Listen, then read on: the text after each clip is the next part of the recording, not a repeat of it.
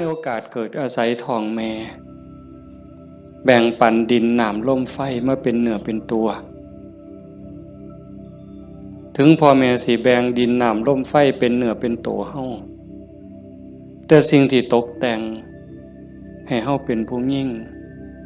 ให้เฮาเป็นผู้ชายเป็นคนขี้ร้ายเป็นคนงามเป็นคนโง่เป็นคนฉลาดเป็นคนถูกเป็นคนรวย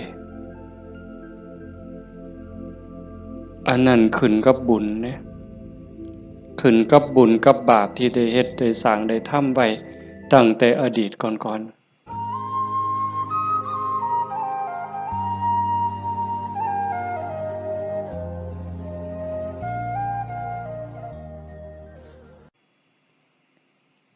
เฮาทั้งหลายจังว่ามีบุญมันมาจากขันธ์แล้วหนีจากนรกพ้นนรกพ้นเปรตพ้นอสุรกายพ้นสัตว์เดรัจฉานได้มาเป็นคนยกระดับจากคนมาเป็นมนุษย์มีศีลมีธรรมเข้าใจในเรื่องเล่าของชีวิตแก้วแหวนเงินทองเฮาก็หาอยู่ประกอบสัมมาอาชีพเลี้ยงปากเลี้ยงท้องเลี้ยงลูกเลี้ยงหลานอยู่2 มื้อ 3 มื้อที่เฮามาอยู่ในสวนธรรมเนี่ยขันไปค้าไปขายเด้มันสิได้จักบาทผู้บางคนได้เป็นพันผู้บางคนได้เป็นหมื่นแต่ญาติโยมคิดว่าเอาไว้ซะก่อนแก้วแหวนเงินทองก็มีค่าอยู่มีประโยชน์อยู่แต่มันบ่สู่บุญบ่สู่บุญบ่สู่กุศลบุญกุศลจะเฮ็ดให้เฮาดียิ่งขึ้นไปกว่านี้สูงขึ้นไปกว่านี้บุญเป็นที่เพิงปุญญานิปะละโลกัสสมิงปฏิทาหุนติปานินังเพราะเหตุว่าบุญนั้นเป็นที่พึ่งของสัตว์ทั้งหลายในโลกหน้าพร้อมทั้งโลกต่อไปเพิงได้ตั้งแต่วินาทีนี้ตั้งแต่วินาทีที่เฮ็ดบุญก็เอากายเอาวาจาเอาใจนี่เฮ็ดบาปก็เอากายวาจาใจนี่เฮ็ดบาปเฮ็ดให้เกิดความทุกข์เกิดความเดือดร้อนคันแม่นเฮ็ดบาปดูๆเฮ็ดบาปบ่อยๆเฮ็ดบาปหลายๆถึงในขณะที่เฮ็ดมันสิม่วนมันสิสะใจก็ตามแต่จักมื้อหนึ่งเวลาหนึ่งมันจะเดือดร้อนในข้าวที่มันลุ่มหลงมันก็บ่ย้านหยังดอกอย่างคนไปรักของเขาคนฆ่าเขาเนี่ยฆ่าสัตว์ลักทรัพย์ประพฤติผิดในกามล่วงเกินลูกหลานสามีภรรยาผู้อื่นนอกใจผัวเมียเจ้าของก็แล้วแต่ขี่ตัวใส่หลายป้ายสียุโย่งให้แตกเหล่าสามัคคีตอนเฮ็ดตอนทำตอนกำลังมั่วเมาอยู่นี่ก็บ่ย้านหยังก็คิดว่ามันบ่มีผลแต่บัดฮอดเวลาหนึ่งมันจะเกิดความเศร้าหมองเกิดความย้านแต่มาว่าทุกคนเนี่ยแม่นสิปากคำเว้ายืนยันนักแน่นว่าบ่เชื่อดอกว่าบาปมีบุญมีชาติหน้าชาติก่อนนรกสวรรค์บ่มีดอกนั่นก็เว้าแต่ปากซ่อมมึงโลดคันมีคนแนวนั้นอยู่ใกล้เฮาปากว่าบ่ย้านแต่ว่าใจส่วนลึกเนี่ยมันยังมีอยู่วันๆอยู่คือกันบัดยามเจ็บยามไข้หรือยามที่บาปกรรมมันตามท่านตกทุกข์ได้ยากลำบากลำบนตอนนั้นสิกระวนกระวายเป็นทุกข์ตั้งแต่ยังมีชีวิตอยู่แต่ขันคนที่เชื่อมั่นอยู่แล้วว่าบาปมีบุญมีชาติหน้าชาติก่อนนรกสวรรค์มี ขันเผลอไปเฮ็ดบาปปั๊บด้วยความคิดไม่ออกเนี่ยเคยเป็นคิดบ่ดีบ่งามกับพ่อกับแม่กับครูบาอาจารย์พาสององค์เจ้าเพียงแค่ความคิดแป๊บนิดเดียวเศร้าหมองเดือดร้อนทันทีเห็นบ่ได้โดนเลยเด้อากาลิโกเลยเด้เกิดทุกข์เกิดเดือดร้อนทันทีบาปคือความทุกข์คือเครื่องเดือดร้อนในปัจจุบันส่งผลไปเรื่อยๆเรื่อยๆขันกำลังบาปมันแห้งมันยังส่งผลอยู่เจ็บไข้ไก่ล้มไก่ตายมันก็หลอกล้อนพาจิตตกไปสู่อบายหนักสุดลงสู่นรกเบาลงมาเป็นเปรตอสุรกายเบาอีกเป็นสัตว์เดรัจฉานใส่บาปใส่กรรมอยู่นั่นเบาบางแล้วเมื่อเวลากลับมาเกิดเป็นคนอีกเถื่อเศษบาปตามมาพิการหูหนวกตั้งแต่เกิดผู้บางคนตาบอดตั้งแต่เกิดผู้บางคนอวัยวะบ่สมส่วนผู้บางคนอวัยวะครบคือหมูตีนครบมือครบแข้งขาครบแต่ว่าขี้ร้ายโยมว่ามันถูกซ้ำใดเห็นหมูเขางามเจ้าของก็นั่งเศร้าซองก็โจกงามเลยจะเป็นอุกจะเป็นอังลังเถื่อก็หน้าตาดีดีแต่พิการมันมีแนวเหตุให้กลุ่มใจทุกข์ใจอยู่หั่นบ้านเมืองเขามีมือ10 นิ้วมือ10 นิ้วเจ้าของพันมี9เป็นตะยูว่าบัดนี้ไหว้พระย่ามใดก็จักสิเสียงจักสิเฮ็ดจังได๋ขาดก็บ่ดีคันเกินมา11 นิ้วแล้วบัดนี้สิ่งเหล่านี้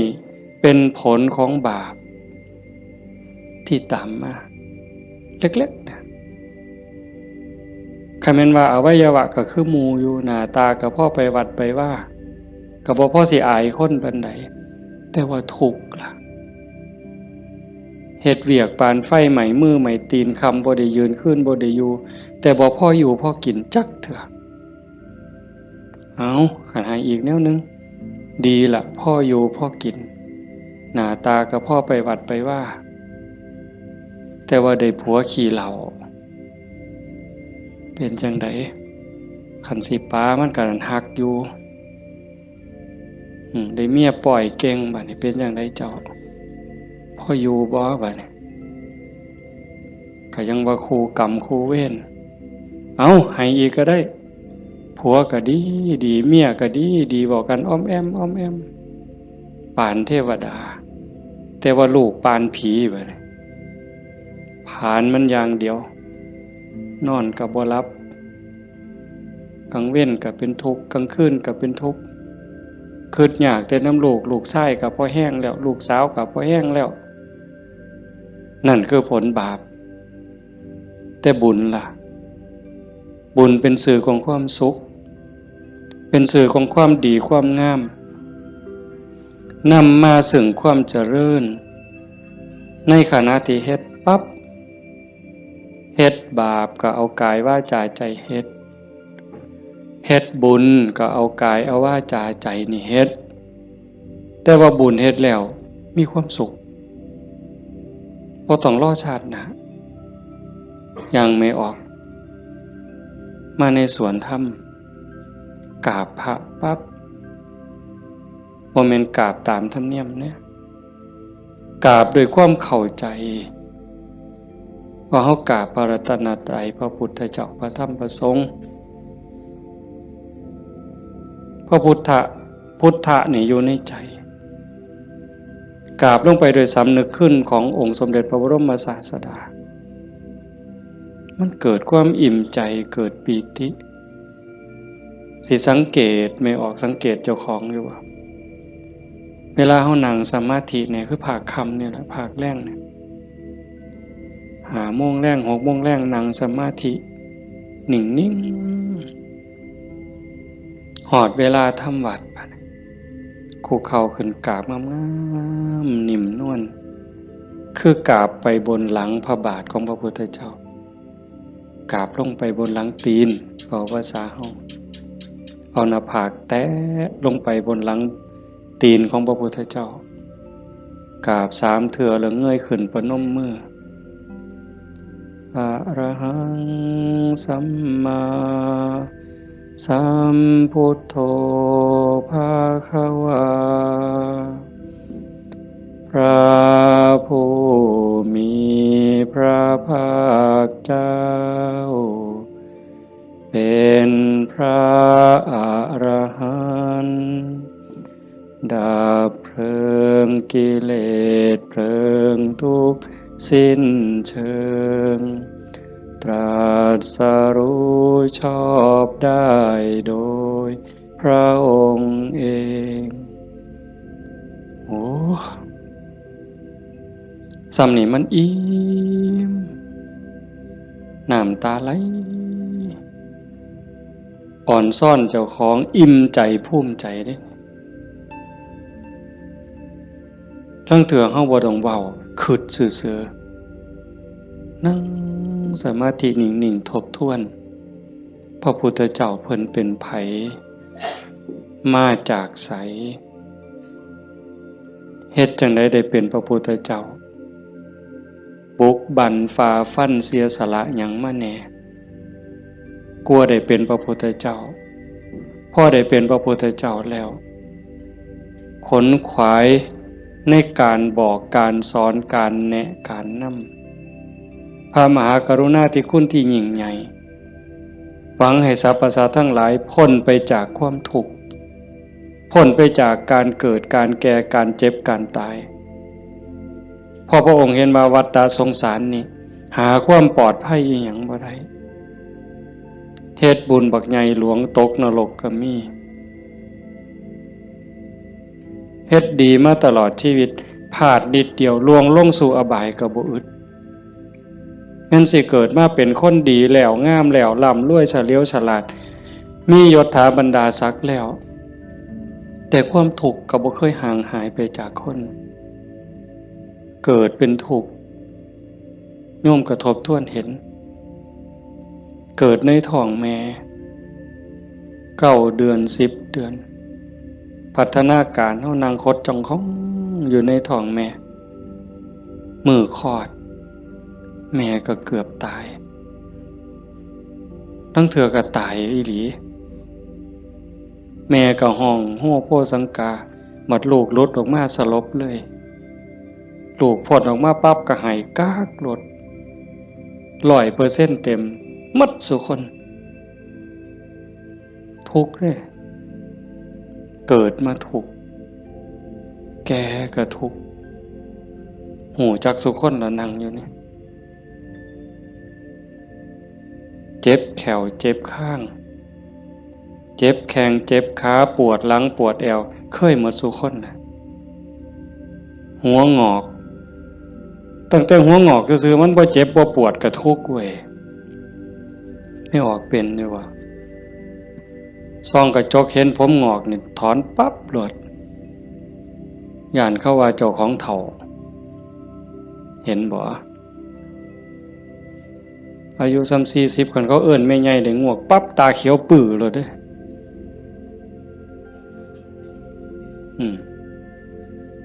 แต่คันอายุ60เขาเอิ้น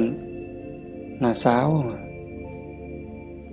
อายุปานใดล่ะ60ว่าแต่แม่น45หนู กินฮอดข้าวมันเลยเป็นบ้าเด้นี่ดีใจอ่ะเห็นบ่เฒ่าก็เป็นทุกข์เจ็บก็เป็นทุกข์ตายล่ะคนตายตอนมันตายแล้วมันบ่ทุกข์ดอกร่างกายหั่นแต่ว่าความรู้สึกนึกคิดน่ะมันห่างย่านตอนบ่ทันตายเนี่ยมันย่านเป็นหยังจังย่านคันคำถามแนวนี้เป็นหยังจังย่านตายบ่มั่นใจในเจ้าของที่จริงกันเฮาเฮ็ดบุญเฮ็ดกุศลสร้างคุณงามความดีไว้เพียงพอมันสิย่านเฮ็ดหยัง อาตมาคือกันอาตมาย่านตายไม่ออกยังย่านตายอาตมาย่านอาตมาตกนรกนี่หม่องมันแมนอีหลีบัดนี้คันว่าตายปั๊บอาตมาจะไปเกิดเป็นเทวดามีสวรรค์วิมานกว้างใหญ่มีบริวารล้อมหน้าล้อมหลังมีทิพย์หมด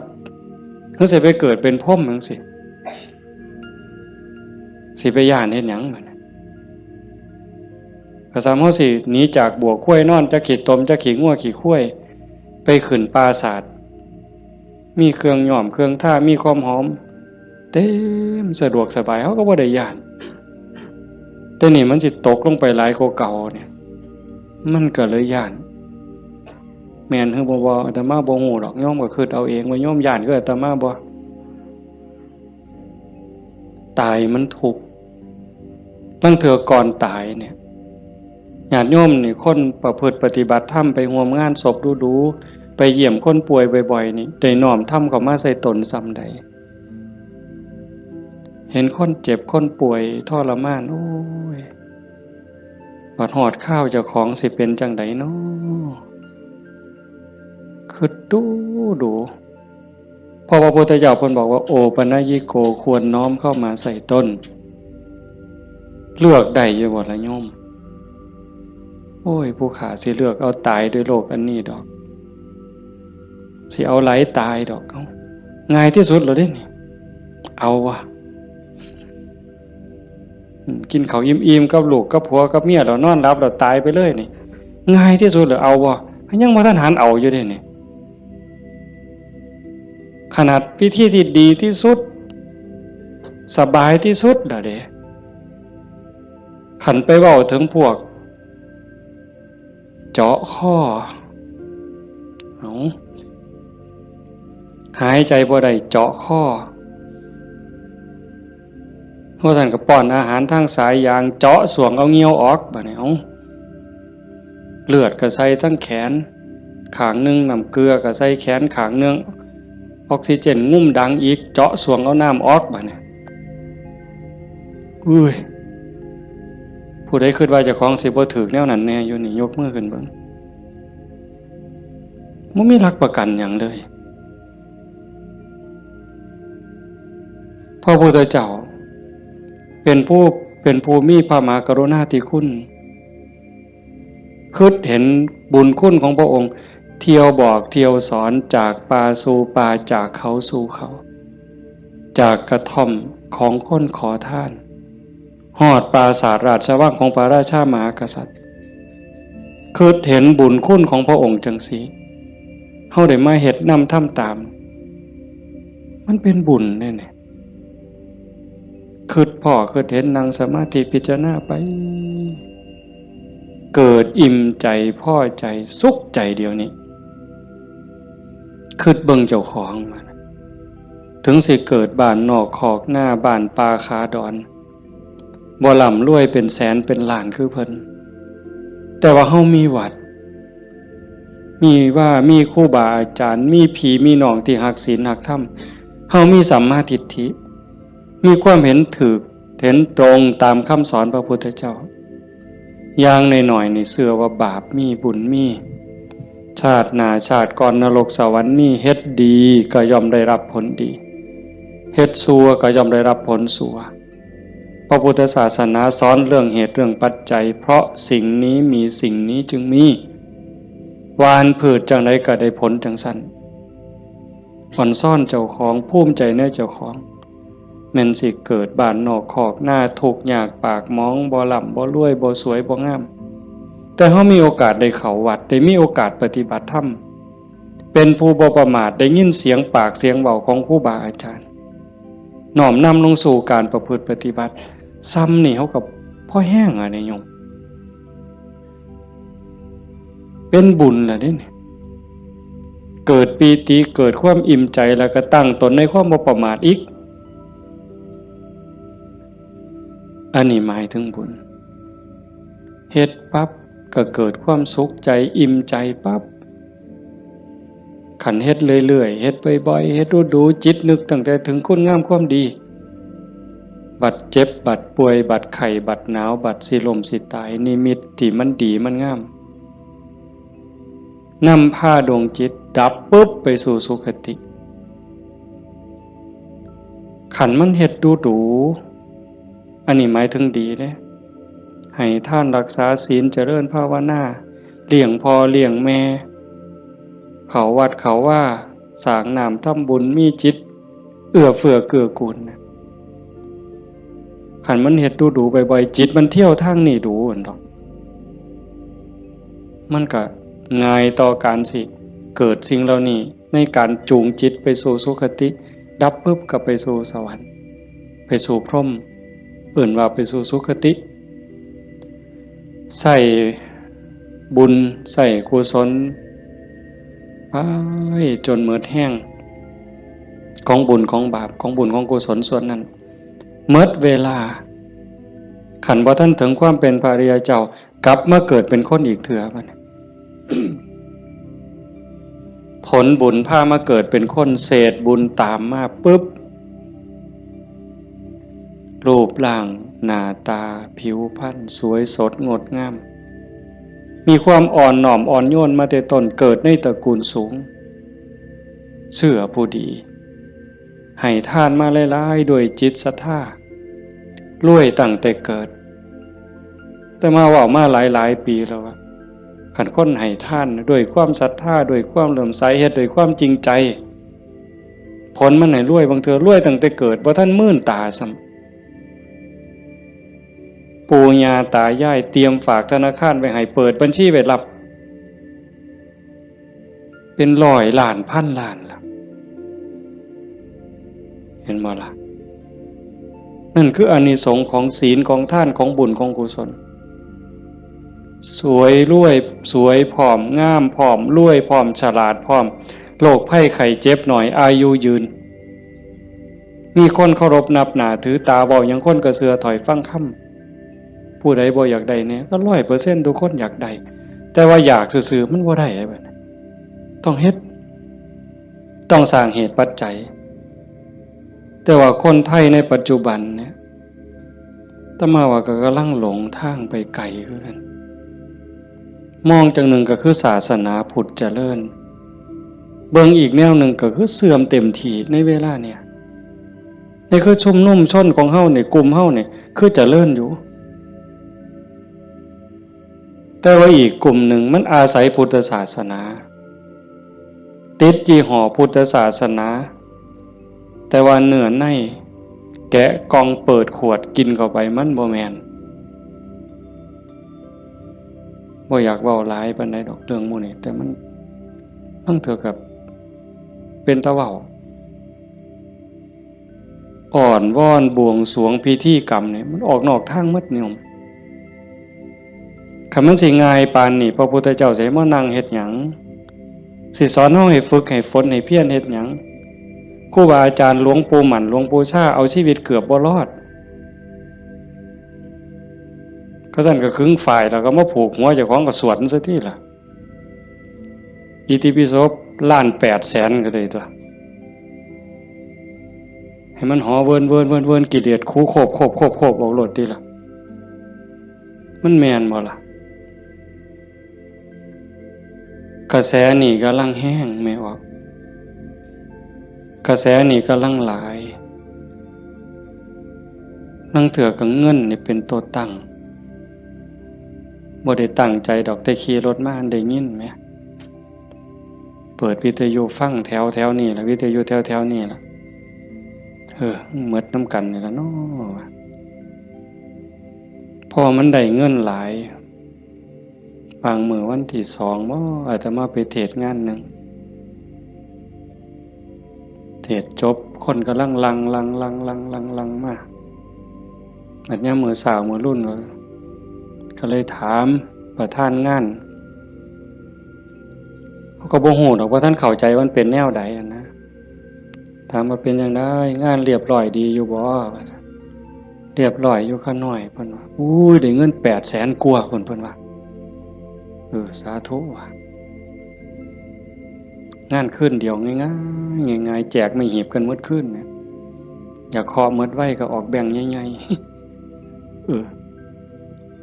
ถ้ามาเสือว่าพระพุทธเจ้าบ่สอนแล้วก็บ่ได้พาเฮ็ดแนวนั้นแต่แนวจังซี่นี่ไม่ออกบ่ออกนอกจากเป็นบุญเป็นกุศลเด้เฮามาเฮ็ดในมื้อนี้เวลานี้เด้นอกจากมาสร้างบุญแล้วมาหาที่เพิงสำหรับดวงจิตดวงวิญญาณเจ้าของแล้วชีวิตมันมีกายกับใจอย่างว่าร่างกายประกอบด้วยดินน้ำลมไฟเหมือนเวลามันก็แตกสลายดินขึ้นดินน้ำขึ้นน้ำลมขึ้นลมไฟขึ้นไฟแต่กระแสจิตกระแสใจกระแสวิญญาณเดินทางต่อหอบบุญหอบบาปไปขันดวงจิตดวงใจดวงใดได้รับการพัฒนานอกจากบุญแล้ว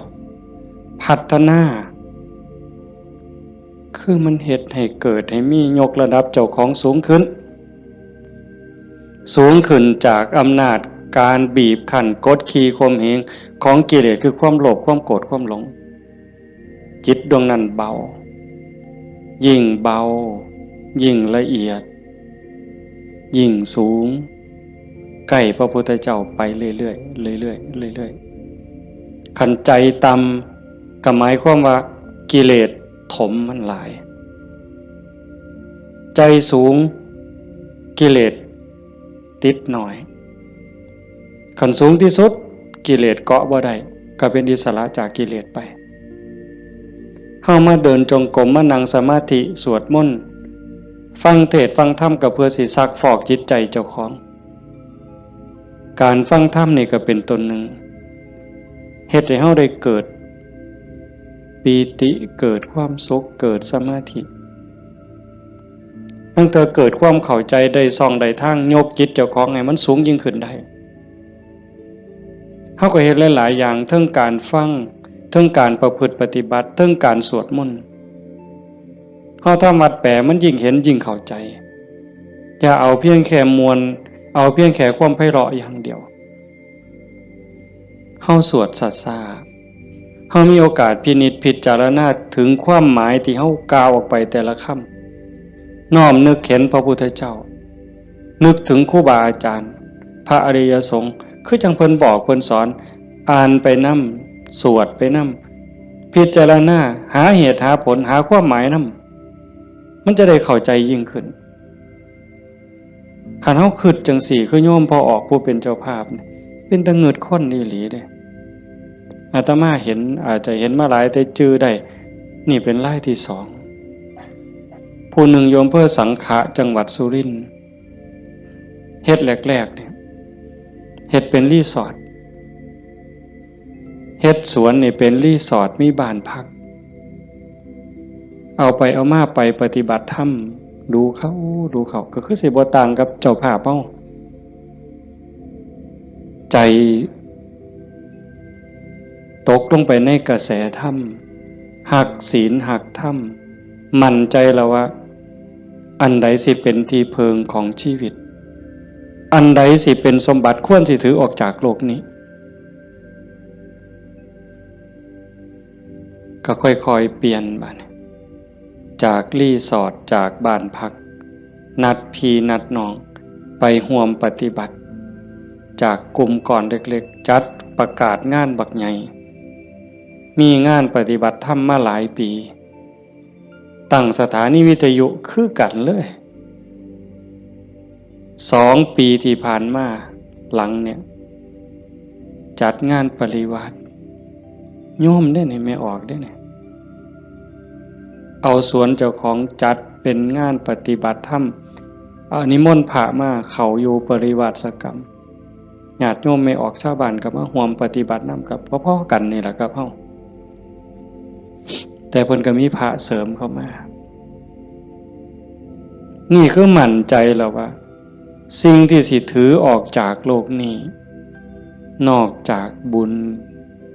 กุศลคุณงามความดียังมีโอกาสได้คัดเกลาจิตใจยกระดับจิตวิญญาณเจ้าของให้สูงขึ้นให้มันสูงขึ้นจากอำนาจของความโลภความโกรธความหลง ความอิจฉาริษยาอาฆาตพยาบาทจองเว้นหน่อยเนื้อต่ำใจ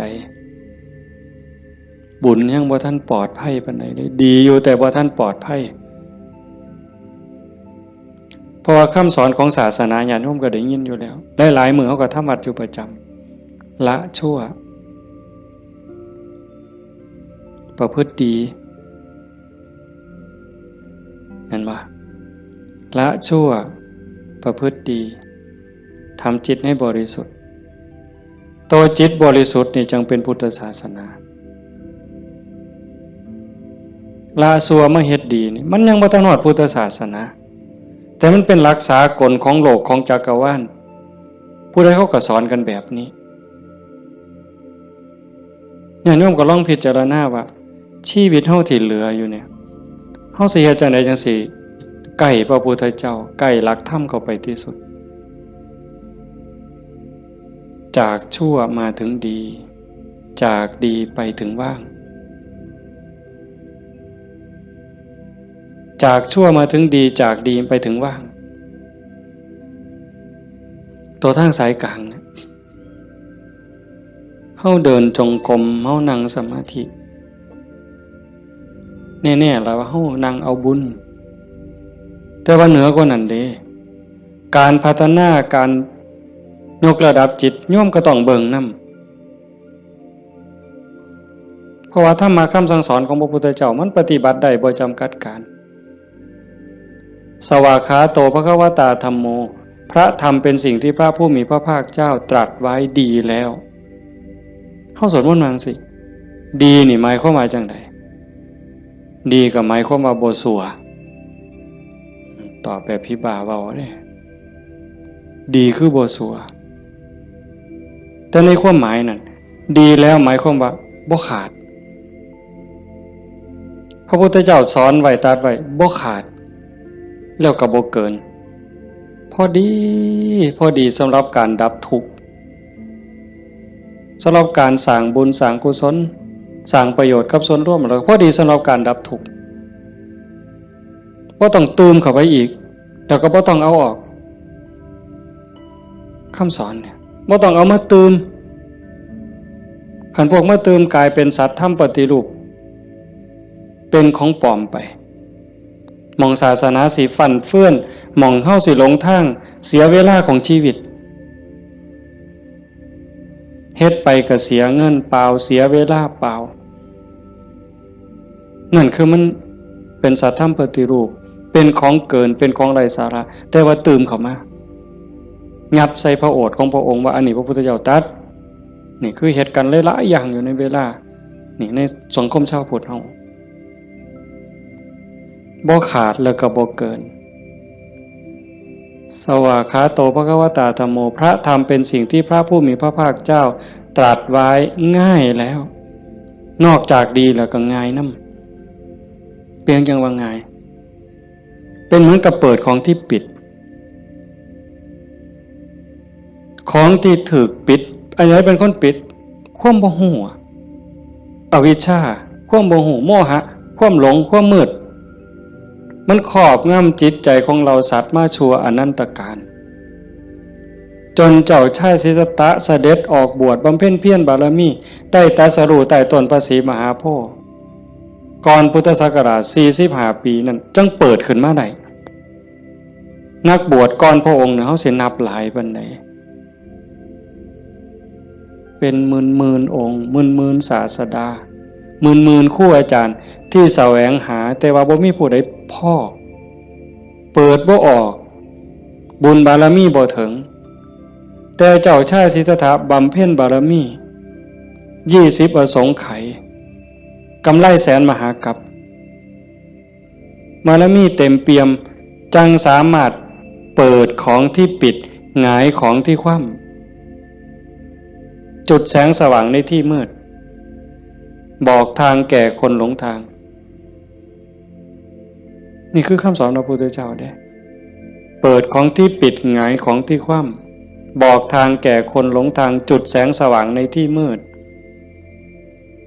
ก็จังว่าตรัสไว้ง่ายแล้วธรรมอันมีส่วนขี้ริ้วพระองค์เฉือนออกหมดสิ้นแล้ว ตัวใดมันเฟือมันฝุ่มเฟื่อยเป็นเรื่องไร้สาระเฮ็ดให้เสียเวลาพระองค์ปาดออกเฉือนออกหมด คือกันครับใบใหม่เมดป่าแต่พระองค์นำมาสอนซ้ำกับกำใหม่ในมือใบใหม่ในกำมือเนี่ยม่วนหลายมันบ่เป็นประโยชน์บ่เป็นไปเพื่อการดับทุกข์มันอาจเสียหลายคือกับใบใหม่ในป่าสูตรนั่นสูตรนี่สูตรยารักษาโรคสูตรสะเดาะเคราะห์ต่อชะตายังก็สิบอกกันคือซุมื้อเสริมดวงเสริมมงคลนั่นก็แล้วแต่วิชาที่มันบ่เป็นไปตรงไปเพื่อความดับทุกข์พระองค์บ่เอามาสอนเฉือนออกบ่เอามาเว้าถือเป็นเรื่องไร้สาระเป็นหยังจังเอาแต่สิ่งที่มันเป็นประโยชน์ล้วนๆเอาแต่แก่นเพราะว่าวันเวลาของชีวิตเฮาบ่พอโยมชีวิตหนึ่งๆเฮาบ่พอสำหรับการจะปลดเปลื้องกิเลสออกจากใจเป็นเรื่องรีบด่วนวันเวลาของชีวิตเฮามันบ่ถึง100 ปีจะคนเนี่ยเห็นบ่เบิ่งดีๆเด้เฮาเกิดมาอยู่ในโลกนี่มันบ่เกิน100 ปีหลายคนอยู่นี่60แล้ว70แล้วอายุจน70หัวงอกแขวหักแล้วเนี่ยกิเลสลดลงหรือยังถามเจ้าของเบิ่งยังเครียดให้ลูกเขยบ่เครียดให้ลูกไผ่บ่ไปตักอาหารยามมื้อเช้านี่มันอยากได้หลายเกินจำเป็นบ่นั่งเถื่อตักไปก็อันนี้ก็สิเป็นตาแซ่บอันนี้ก็สิเป็นตาแซ่บตักไปตักมาแงกเบิ่งถาดโอ้มันสิกินหมดบ่พ่อละเพิ่นว่าย่างสิวิโตเฮ็ดบักสมยังถอยกลับหลังมาอีกอยู่2 ก้าวกำปึ๊บอีกอยู่นี่คือเฮาพัฒนาบ่ทันไปเนี่ยตอนนี้อายุ70นี่เอาบักสมมาหน่วยนึงยังบ่พอยังเอาหน่วย2ไว้เสียงไว้ให้หลานอยู่มื้ออื่นมื้อเนี่ยเจ้าว่ามันของเล่นซั่นบ่กิเลสเนี่ยสิเอาชนะมันแนวใดหลายภพหลายชาติหลายแสนชาติล้านชาติมาแล้วที่เฮาแพ้มาตลอดแต่ว่าก็ใครแน่ชาตินี้ได้มาเป็นคนสู่ตอนในสนามนี่เวทีนี่ก็แม่นนักมวยนี่คือเวทีแก้มือแม่ว่านัดล้างตาก็แม่นการแก้มือกันเป็นกีฬาหยังก็ตามนี่เป็นไฟหนึ่งเป็นเกมหนึ่งที่เฮาสิเอาชนะมันแต่ตอนนี้จากยกแรกมาจนฮอดยก5นี่เฮาถึกมาสะบักสะบอมเนี่ยนับ8ก็หลายรอบแล้วอีกบ่ถึงนาทีแล้วเด้มันสิหมดยก5นี่สิหวังน็อกอยู่บ่เจ้าสิถึกศอกกลับเขามิดอ้อยซอยอีกยกนึงบ่จักนี่ต้องมึงเห็นเนี่ยจังว่าพระพุทธเจ้าเพิ่นเฉือนออกหมดสิ้นแล้วเอาแต่เรื่องทุกข์เรื่องดับทุกข์จ่อเข้ามาคันเอาว่าท่านเข้าใจซ้ำนั่นอ่านความรู้สึกเจ้าของมันเฮามาเดินจงกรมนั่งสมาธิซ้ายย่างเนาะขวาย่างเนาะสิย่างพุทโธก็แล้วแต่ย่างเฮ็ดหยังอาตมาอาจสิเว้าบ่ถูกเด้ญาติโยมอาจจะเข้าใจกว่าอาตมาก็เว้าไปตามบ่าซั่นเนาะย่างเพื่อฝึกสติเพื่อเพิ่มความถี่ของสติสัมปชัญญะสติคือความระลึกได้สัมปชัญญะคือความรู้ตัวฝึกบ่อยเฮาเผลอนี่เอาวันนี้เรื่องบุญน่ะมันของตายอยู่แล้วไม่ออกบ่ออกเรื่องบุญน่ะของตายเพียงแค่เฮาตั้งอกตั้งใจมีศรัทธามาเฮ็ดในบุญของตายมันได้อยู่แล้วจากชั่วมาถึงดีจากดีมาถึงว่างจากบาปมาถึงบุญจากบุญไปถึงว่างเนี่ยบุญของตายเฮาเพียงแค่มีศรัทธามานี่มันมหาศาลแล้วบุญเป็นต้นหนุนแต่เฮาสิเอาดีกว่านั้นบ่คันเจ้าดีกว่านั้นทุกอย่างก้าวที่เฮาย่างซ้ายหูว่าซ้ายขวาหูว่าขวาคันสิเอาขวาพุทธซ้ายโทก็ให้ฮู้อย่าให้จิตออกนอกปกติคนเฮานี่จิตมันสิส่งออกนอกย้อนไปอดีตบ้าง มื้อวานมื้อก่อนปีกาย10 ปีก่อนยังเอามาคิดดีบ่ดีก็ให้คือเห็นแนวเป็นตะทุกข์หลายเศร้าหลายนอนให้คือเห็นตั้งแต่10 ปีก่อนพุ่นอันนี้ก็บ่แม่นคิดไปคิดมาเห็นตั้งแต่อดีตได้ตามใจเฮ็ดอันนั้นก็แม่นหมดแน่นหมดถูกใจเจ้าของหมดนอนหัวยุ่มอยู่อันนี้ก็บ้าบ่แม่นคันบ่อยู่กับอดีตบ่นี่พูดอนาคตมื้ออื่นมื้อนี้ผู้เขาหดบ่นอพูนย่านผู้เหี่ยวมึงติล่ะอีหล่าหลานน้อยมันสิคิดฮอดแม่ใหญ่มันบ่นอ ไปดอกเด้อันนั้นอันนี้มันสิได้เป็นจังซี่บ่เกิดความวิตกกังวลไปข้างหน้าอันนี้ก็บ่แม่นการประพฤติปฏิบัติพระพุทธเจ้าเพิ่นบอกให้อยู่ในปัจจุบันอดีตก็ละไปแล้วอนาคตก็ยังไม่มาให้อยู่กับปัจจุบันที่เฮาพุทโธนี่คือเห็นปัจจุบันหายใจเข้าพุทนี่เห็นปัจจุบันโธออกนี่เห็นปัจจุบันในเมื่อมีสติอยู่กับปัจจุบันอันนี้เป็นเครื่องฝึกเป็นเครื่องมือในการฝึกจิตที่มันเคยวอกแวกไปอดีตแน่อนาคตแน่บ่นิ่งแน่เพราะเฮาจับไว้กับอารมณ์พระกรรมฐานผู้บางคนก็ท้องพองท้องยุบหนอพองหนอพุทโธคือลมหายใจซื่อๆเอามันมาจับไว้นี่จิตมันก็ค่อยนิ่งเข้าคันเฮาบ่ลดละความเพียรคันจะว่าถึงสติเป็นคือกับหัวสติเตสังนิวารนังสติเป็นเครื่องกั้นหยังกั้นกิเลสคือความเศร้าหมองคือความมืดความเศร้าหมองแห่งจิตแห่งใจบ่ให้มันมาท่วมทับจิตก็คือฝึกจังซี่คันสมมุติว่าสติเป็นเครื่องหัวเป็นหลักหัวมื้อนึงคือฮอดพุทโธเทื่อนึงขาดบ่เนี่ยเมิดมื้อคือฮอดพุทโธได้เทื่อนึง2เทื่อ10เทื่อ100เทื่อก็ยังว่าห่างคันมันเป็นหลักหัวนี่ลมฮอดสร้างคันสมมุติว่าเฮ็ดไร่เฮ็ดนานี่บ่ว่าแต่งัวเขาสิมากินดอกข้วยสิมากินดอกลมฮอดสร้างหัวมันห่างแม่นมั้ยมื้อนี้เฮาฝึกดูๆมาเพียรปฏิบัตินี่ฝังหลักทีเขาแต่ก่อนมันห่างเป็น 2-3 เมตรสร้างเขาได้มื้อนี้ปักเขาไปกลางกึบเหลืออยู่เมตรครึ่งสร้างเขาบ่ล้มเนี่ยแต่ว่าข้วยเขาได้เด้ฝึกเขาไปอีกเพียรไปอีกพยายามเขาไปอีกฟักกึบเขาไปอีกจากเมตรครึ่งเหลือ75เส้นจบข้วยเขาบ่ได้งัวเขาบ่ได้แต่ว่าหมูอาจสิเขาได้เด้ดุดมุนเลยเสียบเข้ากลางกึบเหลือ30กว่าเส้นหมูเขาบ่ได้แต่หมาเขาได้มันเพี้ยนเข้าไปอีกซับเข้ากลาง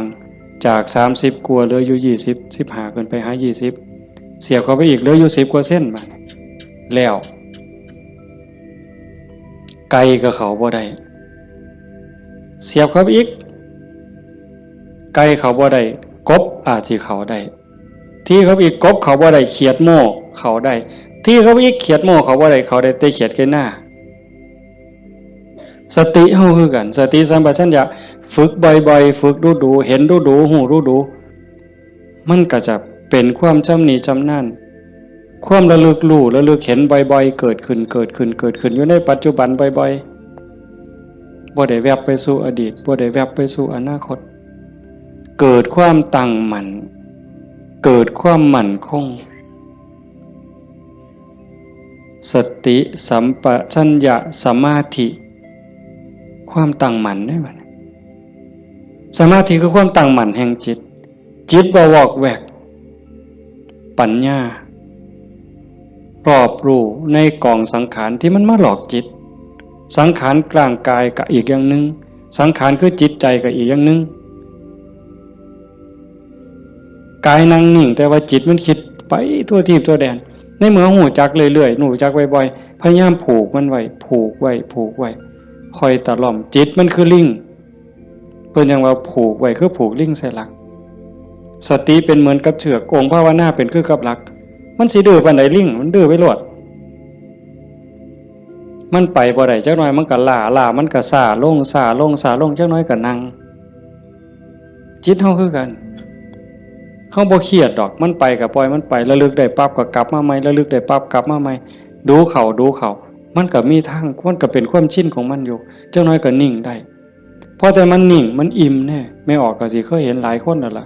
เก่งกว่าแต่มาล่ะนั่งอยู่นี่ซ่อมเบิ่งเนี่ยเกิดความอิ่มใจสุขใจคันเฮ็ดดูบ่อยๆอย่างเฮาเบิ่งท้องพองท้องยุบเห็นคักๆขณะที่ท้องพองขึ้นปุ๊บทอเส้นผมปุ๊บขึ้นมาก็เห็นยุบลงปุ๊บทอเส้นผมนี่ก็เห็นหายใจเข้าหายใจออกคือกันในนี่มันก็มีการเกิดดับเห็นอยู่ในเมื่อนี้ทั้งสัตว์ปั๊บเกิดปีติเกิดความสุขเกิดอิ่มใจอันนี้เล็กๆดอกของเล่นน้อยๆขนาดบางเถื่อเฮาเฮ็ดดูบ่อยๆจนได้หูจักมันแน่แล้วบัดเกิดมื้อนึงเวลานึงเฮามีเรื่องต้องคิดต้องอ่านมันหนหูหนหวยกัดกลุ่มกระวนกระว่ายคิดพอปั๊บคิดฮอดกรรมฐานหายใจเข้าดึงลมหายใจเข้าหายใจยาวๆบึ๊บหายใจออกบึ๊บเย็นว่าขนลุกวืบโล่งอันนี้ก็มีก็เป็นบอนพักอีกอันนึงคันเฮ็ดจังสี่ดูบ่อยๆเฮาสิเล่นจังไดกับมันก็ได้ไม่ออกเคยเบิ่งความคิดเจ้าของบ่นั่งเบิ่งซื่อๆเนี่ยหลังจากเบิ่งลมหายใจเข้าหายใจออกพอสมควรบัดเวลานึงเฮาอยากเล่นกับความคิดตั้งสตินั่งจังสี่ปั๊บก็หลับตาเบิ่งรูปเจ้าของนั่งหลังจากนั้นก็ย้อนเข้ามาทางในเบิ่งจิตที่มันนิ่งอยู่ธรรมชาติจิตมันนิ่งมันว่างมันสว่างเป็นประภัสสรแต่กิเลส ความโลภความโกรธความหลงนั้นมันเป็นแขกมาเยี่ยมมาเยือนชั่วคู่ชั่วข้าวเยี่ยมแล้วก็ไปเยี่ยมแล้วก็ไปแต่ว่าเฮาขาดสติบ่นี่มันเยี่ยมตลอดเวลามาทางตาแน่ทางหูแน่ทางจมูกแน่ทางลิ้นแน่ทางกายแน่รับหูรับตาไว้ก็มาทางใจคิดอยู่ตลอดนี่คือแขกในเมื่อแขกมาเยี่ยมดูจิตใจอ่อนล้าเจ้าของบ้านบ่ได้พักข้าแต่ตอนรับแขก ไม่ว่าเคยเป็นบ่ล่ะสมมุติว่าเป็นเฮาเนี่ยนะเดี๋ยวกับผู้นั้นมาผู้นี้มาตอนรับอยู่หมดมื้อหมดเว้นหาข้าวหาน้ำให้อยู่ให้กินคอยเว้าคอยจาทักทายปราศัยเมื่อยเนี่ยคนบ่ได้พักก็เมื่อยก็ล้าใจบ่ได้พักก็คือกันเดี๋ยวก็โลภเดี๋ยวก็โกรธเดี๋ยวก็หลงเดี๋ยวก็ฮักเดี๋ยวก็ซังเดี๋ยวก็ย้านอยู่หั่นแต่คันเฮาได้เฮ็ดสมาธิได้ภาวนา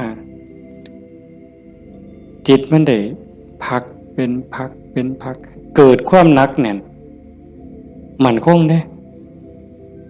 เวลาที่จิตเฮามีสมาธิเกิดความหนักแน่นมันบ่เป็นสมาธิแบบที่เฮาเว้าถึงกันจนว่านิ่งสว่างดับไปเป็นชั่วโมง2ชั่วโมงเป็นมื้อเป็นเว้นก็สร้างเพียงแค่เฮาเห็นลมเข้าลมออกเนี่ยเฮาเห็นพุทโธติดต่อกันจัก5นาที10นาทีมันมีแห้งแท้เด้ไม่ออกหลายคนเป็นอยู่มั้งเห็นพุทโธลมเข้าก็พูดลมออกก็โธต่อกันจัก5นาที10นาทีนี่มันเกิดความมั่นคงในใจคันแม่นกกเสานี่ก็ซ้ำเสาปูนแล้วอยู่บ่ติงเด้จิตใจบ่หวั่นไหวนักแน่นมั่นคงโยกบ่ได้เห็นบ่เจ้าขันไปกว่านั้นมันอ่านเบิ่งความคิดปั๊บหูปั๊บคิดปั๊บหูปั๊บคิดปั๊บหูปั๊บเฮานั่งจังซี่คือกันไม่ออกคันสมมุติว่าเฮาพุทโธแล้วมันมักคิดเอาแนวใหม่มึงคิดกูสิเบิ่งบัดนี้บ่พุทโธแล้วเศร้าพุทโธคิดปั๊บหูปั๊บคิดปั๊บหูปั๊บบ่คิดต่อมันเด้บ่คิดซอยมันหูมันซื่อๆมันเศร้าเด้หูปั๊บมันเศร้าเลยเด้มันอยากอาย ซ้ำกับลูกกับหลานสิไปลักกินของเนี่ยเสียงตาหน่อยเบิ่งหดมือปั๊บรถได้เป็นแนวนั้นเบิ่งความคิดอันนี้ก็ตนหนึ่งเอาไปเอามาหูขบวนการกันแรกๆตั้งเถอะมันคิดไปแล้วสมมติก็เขียนหนังสือนี่บออานอบานไม่โทบ้านบออัวบัวออามองามฮอดพุ่นจังคิดออกฮอดม่อมาหรอโอ้ยคิดไปอย่างฮอดพุ่นตั้งสติไหมมันเขียนไหมมันอาจสิฮอดงออาบ่ทันได้ม่อมาฮอดสระปั๊บหูปั๊บขันหูรู้มันสิสั่นเข่าได้บัดแต่ขันแรกๆปั๊บมันฮอดงออามองามบ้านบัวงามมันเฮาตั้งสติดีๆเอาก่อนมันมาฮอดม่อมาเนี่ยมันว่าหยังก่อน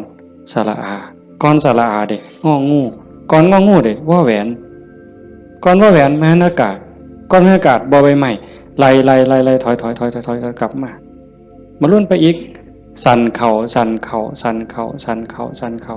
คิดปั๊บหูปั๊บคิดปั๊บหูปั๊บการปรุงแต่งของจิตของสังขารมันไปบ่ได้ไกลเพราะหูมันอยู่จอบมันอยู่จากไปหอดบ้านบัวงามมันต้องบัดสุดท้ายมันหอดเพียงแค่บออาเพราะท่านไม่โทษสั่นเข้ามาหอดบอใบใหม่มัดโตเบิ่งดู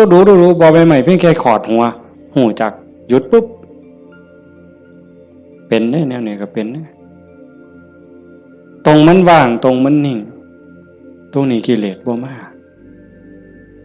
นั่นคือจิตเดิมสะอาด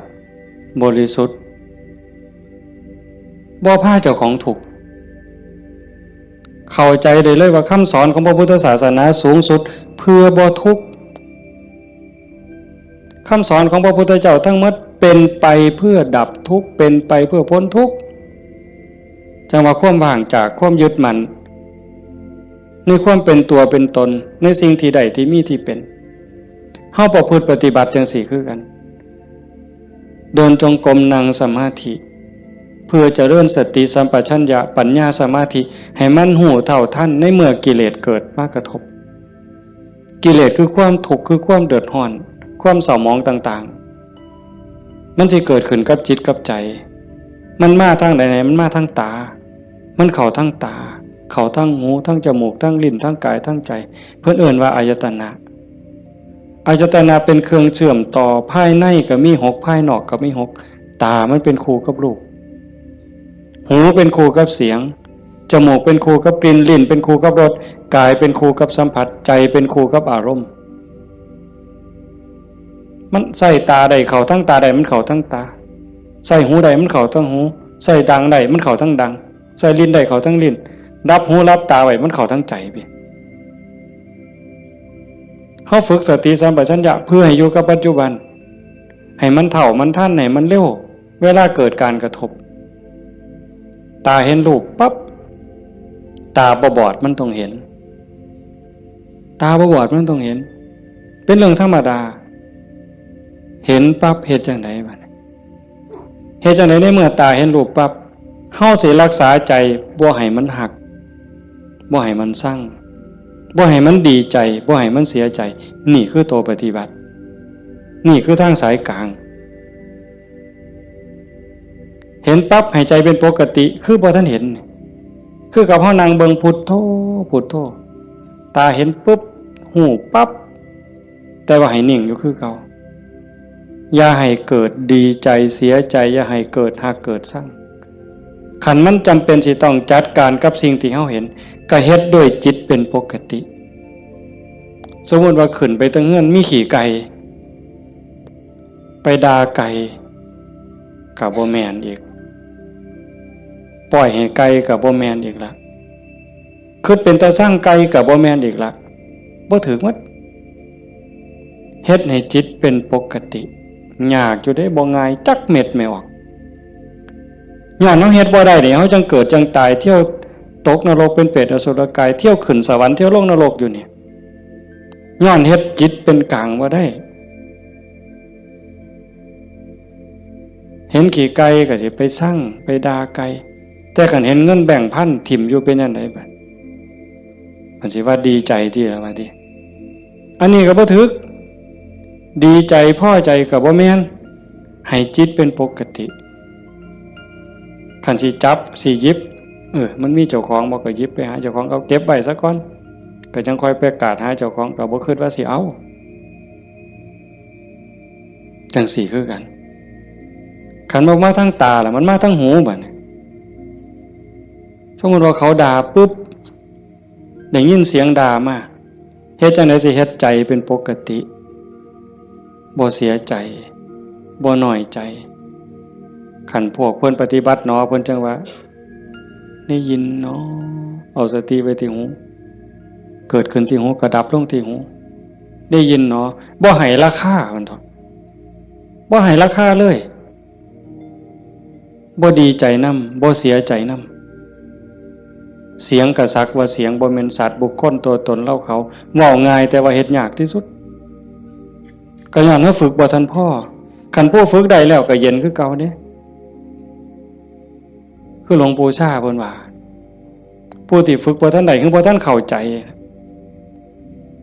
คนด่าย่างไปเศร้าก็ด่าไปยามแล้งก็ด่าเห็นยามใดด่ายามนั้นก็ไปเครียดให้มันเป็นยังด่ากูเพิ่นว่า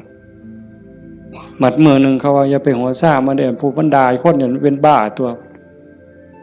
เศร้าเครียดเศร้าสั่งนั่นคือจิตเป็นกลางแล้วกลับคืนสู่ฐานเดิมของมันคันเขาให้เขาด่าเขาจมให้เฮาบ่ฮู้ท่านว่างจิตบ่เป็นก็ไปเครียดไปขมหาทางตอบแทนสิเอาขึ้นจองกรรมจองเวรไว้แต่ขันทาย่องแล้วบัดเนี่ยเป็นจังไดบัดแต่คำย่องคำย่อมากเฮาก็ดีใจก็บวกฟู่ขึ้นบ่ถือคือเก่าเสียใจก็บ่ถือดีใจก็บ่ถือแต่ให้จิตเป็นกลางๆนี่คือขอปฏิบัติธรรมชาติจิตเป็นจังซั่นมันบ่เคยฮักไผมันบ่เคยสร้างไผจิตนี่ฮักก็บ่เป็นสร้างก็บ่เป็นดีใจก็บ่เป็นเสียใจก็บ่เป็นโลภโกรธหลงก็บ่เป็นย่านหยังก็บ่แม่นมันเป็นปกติของมันอยู่กลางๆจังซั่นแต่ว่ารักโกรธเกลียดกลัวอิจฉาริษยาน้อยเนื้อตามใจย้อนกิเลสมาย่อมแขกมาเยี่ยมเนี่ยมันพาเจ้าของบ้านป้วงเดี๋ยวนี้ก็ซ้ำกับเฮาอยู่เฮือนธรรมดานี่แล้วเคยเห็นอยู่ตัวบางปีใหม่นี่ลูกหลานเฮาอยู่เฮือนธรรมดากับพ่ออยู่บัดหมู่มาชวนกินเหล้ามันก็เมาอยู่เฮือนเฮาหั่นแหล้วเป็นจังได๋ซั่นพาเจ้าของบ้านป้วงเลยให้เฮารักษาใจเจ้าของให้เป็นปกติเฮาประพฤติปฏิบัติเพื่อสิ่งนี้เด้โยม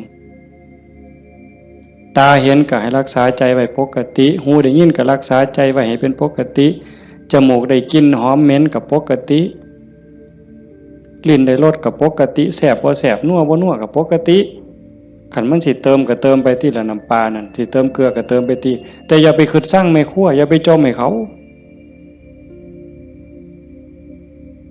หนาวร้อนมันหนาวมากก็แม่นว่าสิทนกรรมฐานนี่บอกว่าให้ปล่อยว่างมันหนาวก็สิเสืออยู่ซื่อๆบ่ห่มมันดอกผ้านี่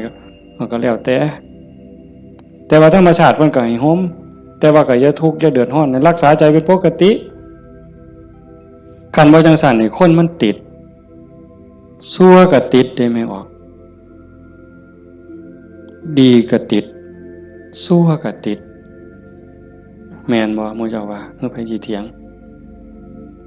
สมมุติว่าตาเนี่ยมันก็บ่แม่นว่ามันสิมักแต่ของถูกใจมันเด้มันได้สิถูกตาแล้วมักเบิ่งได้สมมุติว่าเห็นผู้สาวเห็นผู้บ่าวเห็นคนงามที่เฮาพอใจบ่แม่นเฮาสิเบิ่งแต่คนที่เฮาพอใจเด้เขาเดียวก็เหลียวเบิ่งก็ดีใจโอ้ยงามเนาะโอ้ยพอใจเนาะบ่แม่นแต่จังซั่นอันคนผู้เฮาสร้างนี่ไม่ออกเคยเป็นบ่โอ้ยจะแม่นกูสร้างปานตาสิแตกเพิ่นว่าสร้างปานตาสิแตกแต่ว่าแม่นเบิ่งบ่เศร้าเนี่ยเอ้าเคยเป็นบ่หมู่เจ้าบ้าหือดีซั่นคำนั้นเป็นตาสร้างกูบ่อยากเห็นก็อย่าไปเบิ่งอีกติล่ะเพียงจังเบิ่งบ่เศร้าซั่นเห็นบ่นี่คือมันโง่อาตมาผู้หนึ่งล่ะโง่แนวเนี่ยผู้ใดเศร้าโง่เนี่ยสาธุนำเด้อว่ามันเป็นตาสร้างยังไปเหลียวเบิ่งดูอยู่เอาดังบัดนี้ทั้งจมูกเนี่ย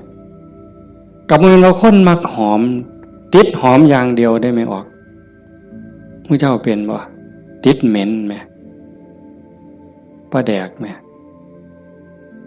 ปลาแดกเหม็นนี่ฮะว่าปลาแดกหอมเนี่ยตำบักฮวงคือสีแซ่บเปล่าวะนักกับไปกว่านั้นเล็บตีนสักโอ้ยบ้าคือดีกิ่มเล็บตีนสักออกมาเหม็นแทนที่สิทิมนะดมเว้ยดมเท่านึงกับบ่ว่าเด้ดมเท่าสองหมดแล้วแงกหน้าแงกหลังมีผู้เห็นกูบ่นอเพิ่นว่าลี่ดมนั่นน่ะเมืองอุบลเป็นด้วยวะยังจะเป็นแต่ศรีสะเกษเอาไว้โอ้ยแทนที่สิเอาถิ่มเนาะแต่มาว่าแงกหน้าแงกหลังเทื่อที่3ที่4บ่มีคนเห็นดมอีกสักเทื่อก่อนจังถิ่มนั่นใส่ว่ามาของหอมว่างจิตเป็นกลางบ่ได้นี่สติปัญญามันบ่พอเห็นบ่อย่าว่าแต่แสบบ่แสบเลยนัวบ่นัวเลยสัมผัสคือกันเย็นห่อนอ่อนแข็งใจคือกันเนี่ยมันบ่ดีคิดแล้วเฮ็ดเจ้าของเป็นทุกข์คิดพ่อเฮ็ดเจ้าของห้องไห้น้ำตาหลั่งน้ำตาไหลก็ยังมีโอกาสนอนมือกายหน้าผากคิดฮอดแล้วก็น้ำตาไหลสะอื้นอยู่ผู้เดียวบ้าคักๆเนี่ยเด้คนเนี่ยก็เนี่ยมันถูกใจเจ้าของก็นอนคิดเห็นแล้วก็หัวยุ่มอยู่ผู้เดียวพลิกไปพลิกมาจนเก็บไปฝันแล้วเว้ยนี่คือจิตมันฝึกบ่ทันใดไม่ออกโยมพอออกเพิ่นพาเฮาเฮ็ดงานปฏิบัติธรรมเสียเวลาย่อมสละสถานที่เงินทองพร้อมเพื่อเอาบุญให้เจ้าของส่วนหนึ่งแล้วก็เพื่อยกระดับจิตใจเจ้าของส่วนหนึ่งแล้วก็เห็นว่าทุกคนคือพี่คือน้องป่วนรวมทุกข์เกิดแก่เจ็บตายทุกคนเคยเป็นพี่เป็นน้องเป็นญาติสายโลหิตเป็นสามีภรรยากันมานับภพนับชาติบ่ถ้วนชาตินี้ชีวิตนี้ได้เข้าใจในหลักธรรมคำสอนของพระพุทธองค์กะหวังให้เกิดประโยชน์สูงสุดส่วนหนึ่งเราก็ฉลาดบักคักถ้ามาเสือสู่คนที่นั่งอยู่นี่แบ่งบุญเล่าเด้เรากินเปอร์เซ็นต์หมู่เจ้าได้เนี่ยเป็นพ่อค้าสำนะหัวพ่อค้ายังมีอยู่นี่แม้แต่เฮ็ดบุญเด้ถ้าเบิ่งมืออื่นทราบบัดสิเมื่อนี่บัดสิเมื่อนี่จากโอ้ยอนุโมทนาสาธุเด้อนำพ่อใหญ่เด้อพ่อใหญ่ก็สาธุเอาหมดให้เจ้าได้บุญหลายๆจะแม่นอ่อนซ่อนเจ้าเห็นบ่เปอร์เซ็นต์ที่เราได้นำหมู่เจ้าเนี่ยจิตเราก็สะอาดขึ้นยิ่งเข้าใจในการประพฤติปฏิบัติหวังยกจิตยกใจพลังบุญตรงนี้เฮ็ดให้จิตเราสูงขึ้นมีกำลังใจขึ้นมีความเพียรพยายามมากขึ้นจิตโล่งโปร่งเบามากขึ้นพลังบุญมันส่งนี่คนฉลาดก็เฮ็ดแนวนี้คันคนบ่ฉลาดเด้มีที่มีสวนจังซี่สถานที่ดีๆจังซี่ชวนหมู่มากินเหล้ากระท่อมงามๆมันสินั่งกินเหล้าเบิ่งแสงเดือนแสงดาวใจมันสิอ่อนซ่อนคักแล้วไปอีกคนละแนวแต่คนมีปัญญาเฮ็ดอีกแบบนั่นว่าการประพฤติปฏิบัติเป้าหมายสูงสุดก็คือขนกิเลสออกจากใจความโลภความโกรธความหลงความหักความชั่งความเกลียดความกลัวอิจฉาริษยาอาฆาตพยาบาทจองเวรน้อยเนื้อต่ำใจโยมสังเกตใจเจ้าของให้มันเห็นขันบ่เห็นตรงนี้ก็งมอีกโดนเติบได้กิเลสมันเกิดอยู่ใจเนี่ยคุณธรรมก็เกิดอยู่ใจเนี่ยนรกก็อยู่ใจสวรรค์ก็อยู่ใจเนี่ยเฮาสิให้อีหยังเกิดมันเกิดได้เทื่อละอย่างไม่ออกความโลภความโกรธความหลงอิจฉาริษยาอาฆาตพยาบาทจองเวรหน่อยเหนือตามใจหักสั่งเกิดในใจเฮาเกิดได้เทื่อละอย่างซ้ำกับตะเว้นขึ้นแจ้งมืดจักไปใสเหมือนยังตะเว้นตกดินความมืดจักมาแต่ใสความแจ้งจักไปใส ย่ำเฮาดีใจนี่ความเสียใจจักไปใส่มิดอ้อยซอยย่ำเฮาสร้างขึ้นมาหักกับมดอ้อยซอยผัวเจ้าของนี่แล้วเคยเปลี่ยนบ่ผัวเจ้าของเมียเจ้าของนี่ฮักปานสิกลืนกินแพงกับแพงแต่บัดย่ำสร้างมาแล้วบ่โธ่หักจักไปใส่จนขากันตายแล้วเว้ยเห็นบ่อยู่น้ำกันจังสิบัดเป็นตาหักเกินมากกับเป็นตาหักบัดเป็นตาสั่งกับเป็นตาสั่งจังว่าใจเฮามันได้เกิดขึ้นได้เทื่อละอย่างเทื่อละอย่างแล้วเฮาใส่อีหยังเกิดขึ้นกับใจเฮาบัดนี้ผู้มีธรรมก็อยากให้ความดีเกิดความดีใจความภูมิใจจิตที่มีเมตตาต่อกันหวังดีต่อกันอนุโมทนายินดีนำในเมื่อผู้อื่นเขาได้ดียามเมื่อคนอื่นเขาทุกข์ยากลำบากซอยเหลือบ่ได้ก็ให้มีอุเบกขาให้ถือว่าเป็นกรรมของสัตว์พอซอยเหลือได้ก็ซอยเหลือคันเฮาจอบเบิ่งจังซี่ใจเฮามีอีหยังเกิดขึ้นปั๊บก็ฮู้จักคืออาตมาบอกตอนกลางๆนั่นว่าคิดปั๊บฮู้ปั๊บคิดปั๊บฮู้ปั๊บอันคือเฮ็ดให้มันว่างแต่คันเฮาจอบเบิ่งมันมีอีหยังเกิดขึ้นก็ฮู้ให้มันเป็นเรื่องบ่ดีบ่งามก็บ่ทรงบ่บวกบ่ทรงมันต่อบ่ร่วมคิดกับมันบ่ร่วมขบวนการกับมันเฮาจะเห็นซ่อมเบิ่งกันจากฮู้ว่าเจ้าของเป็นคนแนวใดก็จอบเบิ่งใจเจ้าของนี่เป็นคนขี้อิจฉาบ่เป็นคนขี้โลภบ่เป็นคนขี้โกรธบ่เป็นคนขี้น้อยใจบ่ญาติโยมต้องซ่อมเจ้าของได้บัดนี้ผู้เฮ็ดมาแล้วก็สาธุผู้บ่ทันเคยเฮ็ดก็ลองสังเกตเวลามันบ่พอโยมประเด็นสุดท้ายสิเว้านำเนี่ยเวลาของชีวิตเฮาเหลือน้อยผู้บางคนเข้าวัดมา10 ปี20 ปี30 ปี40 ปีผู้บางคนหลายกว่านั้นลองเบิ่งบัดเทียบเบิ่งวันเวลาที่เฮาเข้าวัดเข้าว่าปฏิบัตินำครูบาอาจารย์นับเงินทำบุญกันหลายแสนลองเบิ่งเด้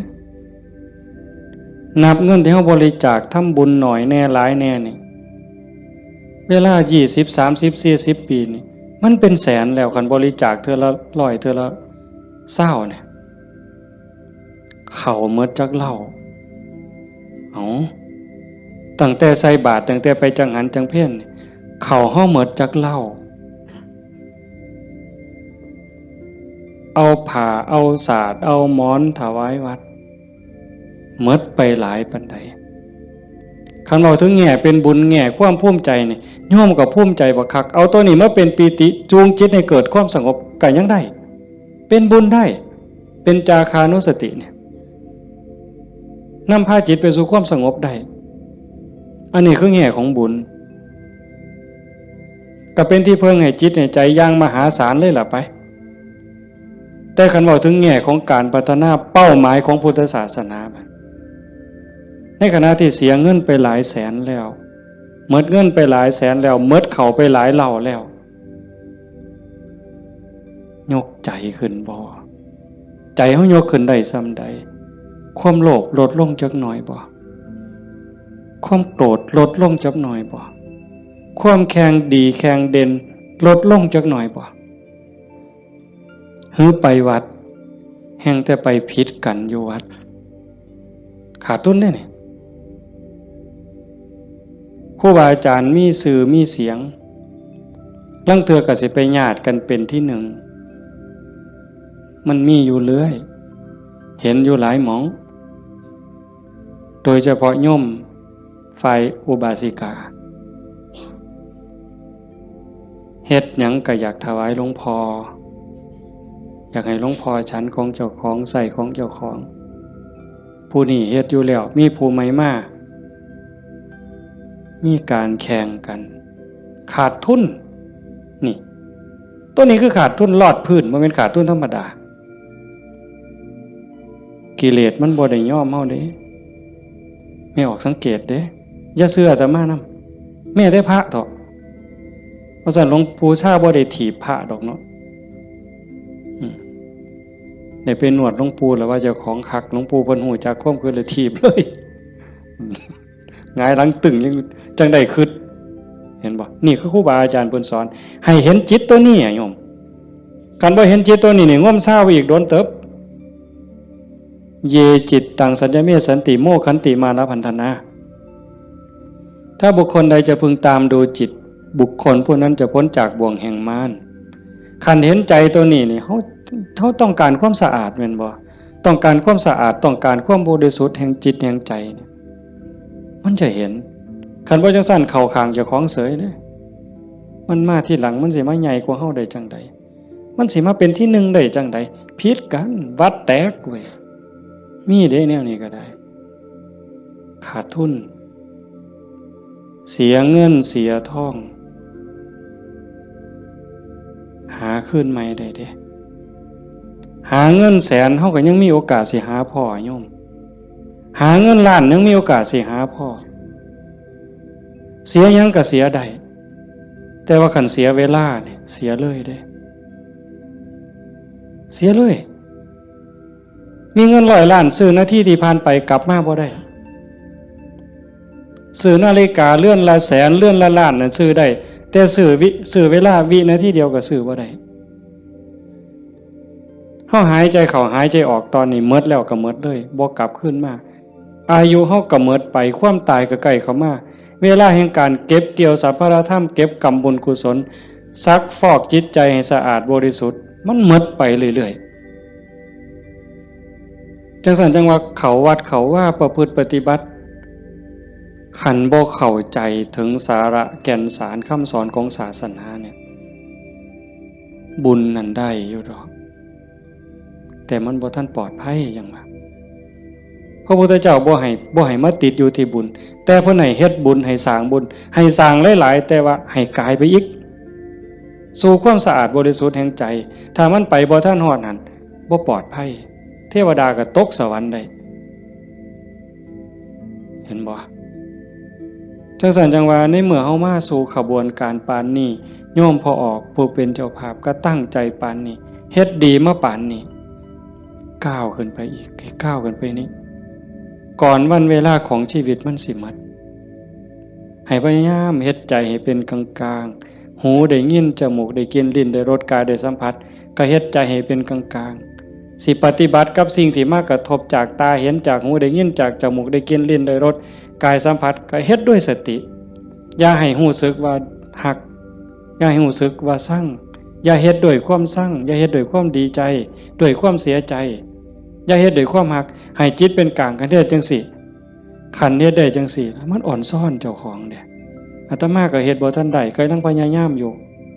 ก็จังว่าส่วนญาติส่วนโยมเฮ็ดไปพร้อมๆกันคันบ่จังซั่นน่ะมันเสียเวลาเสียดายเจ้าของ30-40 ปีหมดเงินก็หลายแสนหมดข้าวก็หลายเหล่าหมดเวลาในการทำมาหากินเงินที่มาบริจาคข้าวของที่มาทำบุญก็หมดไปแล้วเวลาล่ะคันเอาเวลานั้นที่มาอยู่วัดอยู่ว่ามาสร้างน้ำทำบุญไปหาเงินหาทองมันก็ต้องได้ตื่มกันอีกหลายเติบมันจักเท่า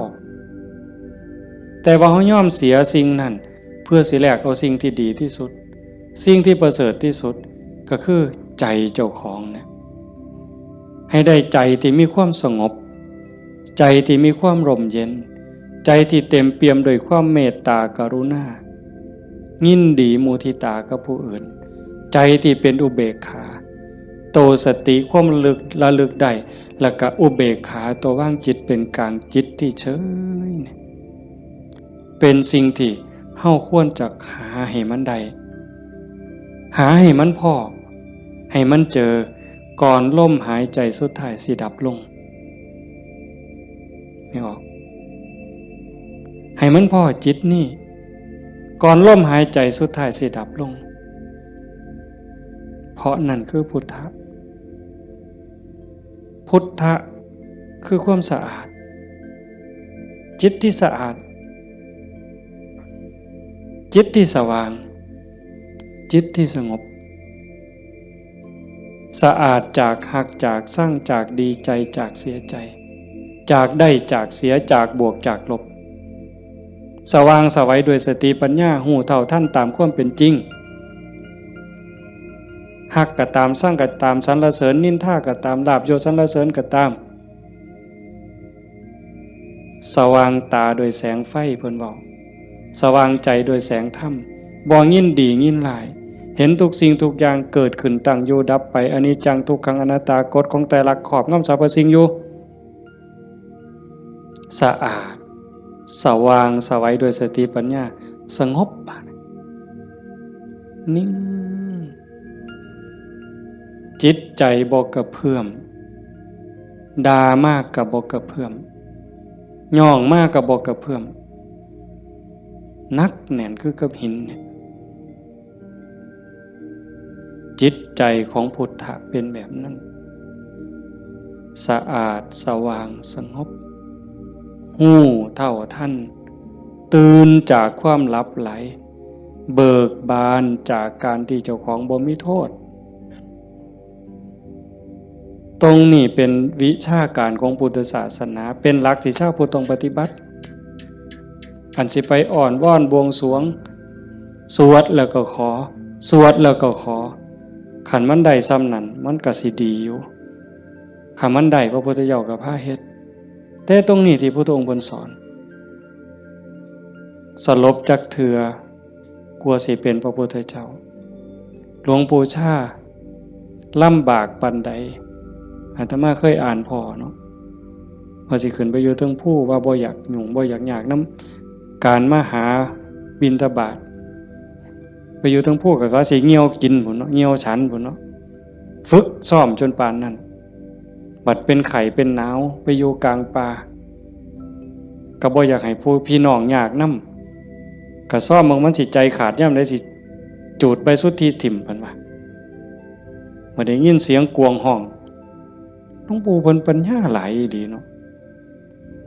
อาตมาก็จังได๋ดอกมื้อนึงไปอยู่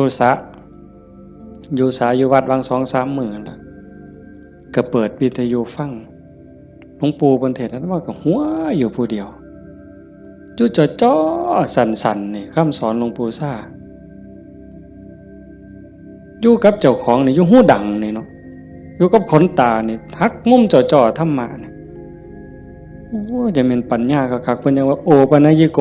เป็นสิ่งที่ควรน้อมเข้ามาใส่ตนมันบ่อยู่ไสไม่ออกคันเวลามันสิเข้าใจมันสิฮู้เล็กๆน้อยๆนี่ดอกมันหูในเจ้าของมันเห็นในเจ้าของนี่โอปนัญญิโกเป็นสิ่งที่ควรน้อมเข้ามาใส่ตนคันน้อมเข้ามาใส่ตนนั่นเป็นคำสอนของพระพุทธเจ้าคันน้อมออกไปจักแม่นคำสอนไผบัดนี้คันไปอ่อนว่อนบวงสรวงเทวบุตรเทวดาอินพรหมยมยักษ์พระเจ้าทั้งหลายนี่แล้วโลดแต่ว่าอาศัยการประพฤติปฏิบัติจังว่าการฟังเทศน์ฟังธรรมให้เป็นไปเพื่อความศรัทธาความเหลื่อมใสศรัทธาปาสาทะวิริยะความภาคเพียรพระพุทธศาสนาเพิ่นสอนเรื่องความภาคเพียรวิริยะนะทุกขมัจเจติเฮาสิล่วงทุกข์ได้ก็ย้อนความเพียรพยายามของเฮาเองผู้อื่นเฮ็ดให้บ่ได้คันเฮ็ดให้ได้มีผู้วิเศษผู้ศักดิ์สิทธิ์ครูบาอาจารย์เป่าให้เสกให้ผู้ใดสิเกินพระพุทธเจ้าพระออกว่าไผสิเกินพระพุทธเจ้าในโลกในจักรวาลเนี่ยคันมันเฮ็ดแทนได้ทำพิธีเฮ็ดให้ได้พระพุทธเจ้าเฮ็ดให้หมดเมื่อเช้าย่างบิณฑบาตหัวแต่ว่ามันก็หาเรื่องอยู่เลยปีชง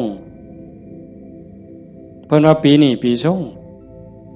หยังชงกาแฟ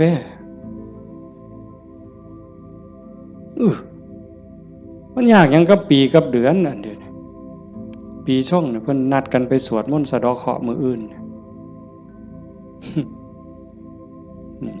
ทั้งศรีสะเกษพุ่นผู้ปีชงปีมะยังว่าไว้เฮาบ่เข้าใจปานใดดอกพากันไปสวด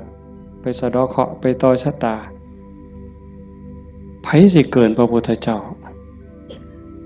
ก็ลองเบิ่ง ขันมันเป็นจังสันมันเฮ็ดจังสันพระพุทธเจ้าเฮ็ดมื้ออันไม่ออกมาเฮ็ดนี่ก็ต้องเฮ็ดให้เจ้าของสะเดาะเคราะห์ก็แม่นต่อชะตาก็แม่นเสริมดวงก็แม่นโดยการตั้งสติให้มันฮู้จักอีหยังผิดอีหยังถูกอีหยังควรบ่ควรตรงนี้ตรงมันแม่นพุทธะต้องเฮ็ดแบบนี้เพี้ยนมาจากภพจากศาสตร์คันเฮาบ่มีเชื่อเก่าไม่ออกคันว่ามีเชื่อของนักบวชนักปฏิบัติเป็นเชื่อเป็นอย่างเป็นเผ่าเป็นพันธุ์ไว้ตั้งแต่อดีตเฮาบ่มีมือมาเฮ็ดจังซี่ในเมื่อเฮามีของเก่ามานำพามาสู่การเหตุการณ์ทำจังซี่มีกัลยาณมิตรพาเหตุพาทำให้ทุ่มเทเต็มที่ถือว่าโอกาสได้เกิดมาเป็นมนุษย์ได้พบพระพุทธศาสนามีสติปัญญาหูดีหูชั่วหูผิดหูถูกยังมีสติหูอยู่จังสิเฮ็ดเต็มที่ก่อนมันสิหมดเวลาแล้วอย่าคิดว่าเจ้าของซ่าเด้ไม่ออกญาติโยมอย่าคิดว่าเฮาสิเฮ็ดบ่ทันตราบใดลมหายใจยังมีอยู่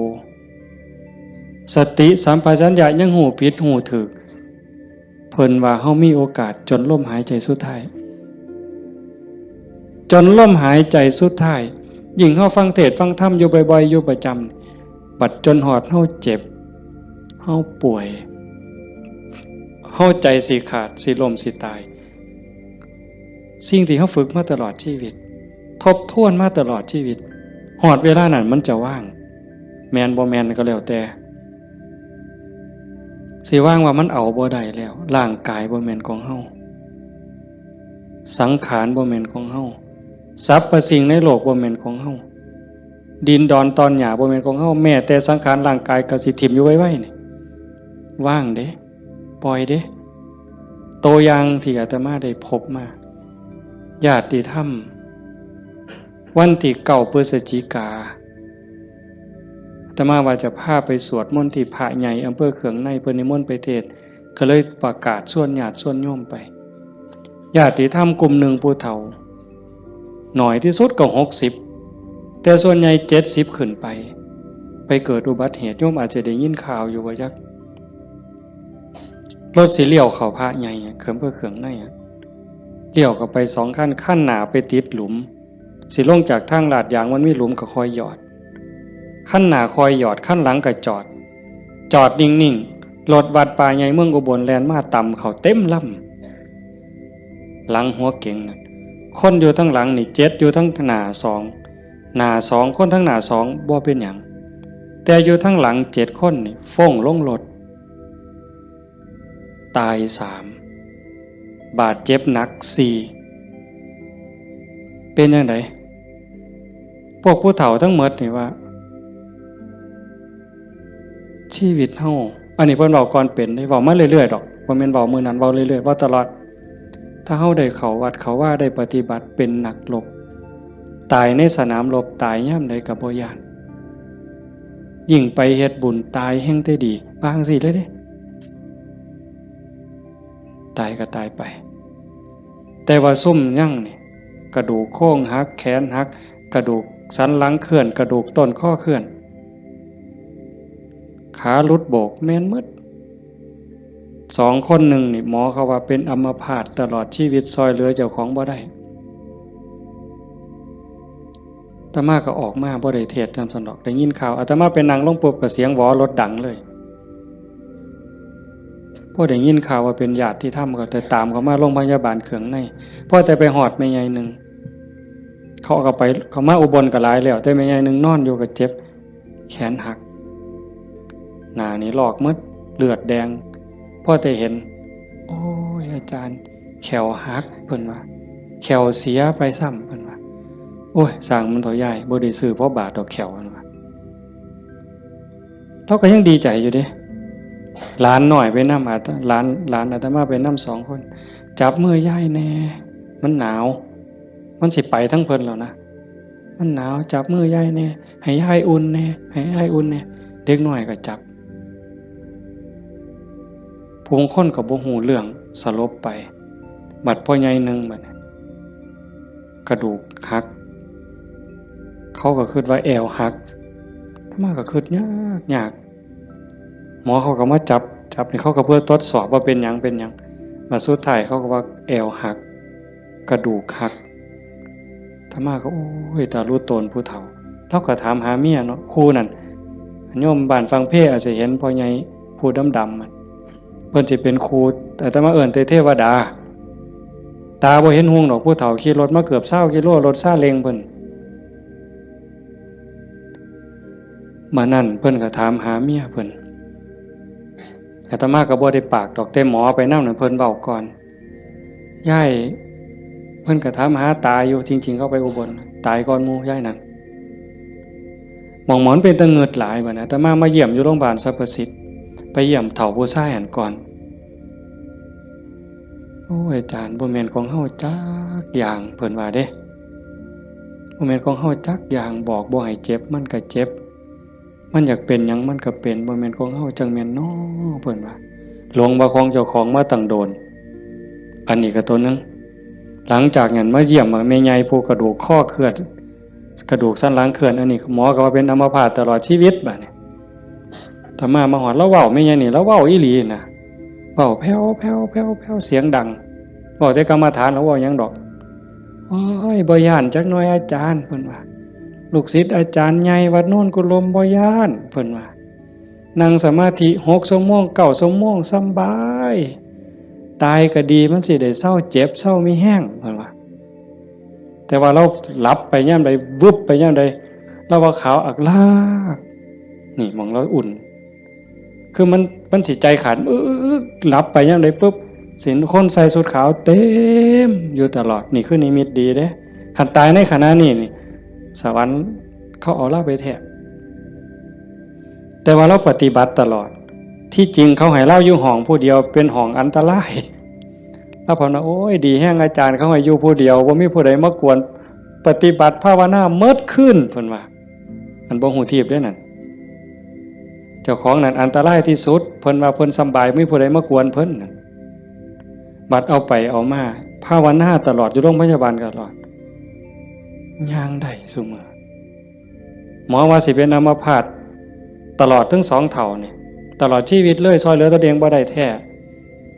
เดี๋ยวนี้ย่างได้ทั้ง2คนเห็นบ่มองอัศจรรย์หลายพอใหญ่เข็มนี่แม่ใหญ่ต้องค้ำเมียตายพ่อใหญ่ต้องเข็มพ่อใหญ่เข็มนี่คือทรมานตอนนี้ก็ย่างแล้วโยมแม่ใหญ่สวัสดิ์น้องสาวนั่นตายแล้วอีกผู้นึงถ้ามาเจอบ่ได้ตายบ่เอาเรื่องกับรถถือว่าเป็นกรรมเป็นเวรเป็นสิ่งที่เกี่ยวเนื่องกันมา